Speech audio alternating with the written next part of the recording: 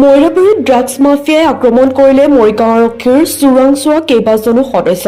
Drugs মাফিয়াৰ আক্ৰমণত মৰিগাঁও আৰক্ষীৰ চোৰাংচোৱাৰ সদস্য গুৰুতৰভাৱে আহত দুজন।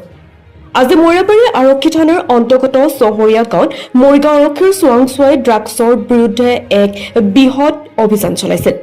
আৰক্ষীৰ চোৰাংচোৱাৰ দলটোক চাকাপুৰ আলী শ্বাহজাহান আলী মাহমুদা বেগমৰ লগতে এক বৃহৎ ড্ৰাগছ মাফিয়াক ৰক্ষণাবেক্ষণ দিয়া গুণ্ডা বাহিনীৰ দলে দলবদ্ধ আক্ৰমণ কৰে।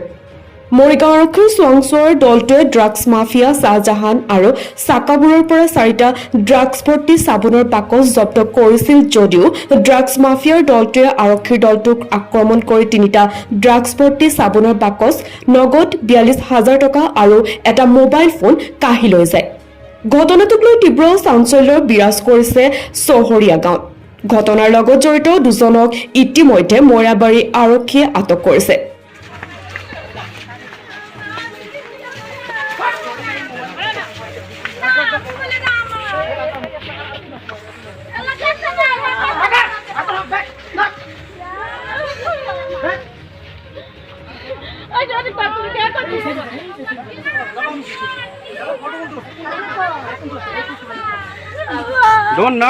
মইৰাবাৰীৰ পৰা ৰফিকুল ইছলামৰ ৰিপৰ্ট, নিউজ 24 এনি।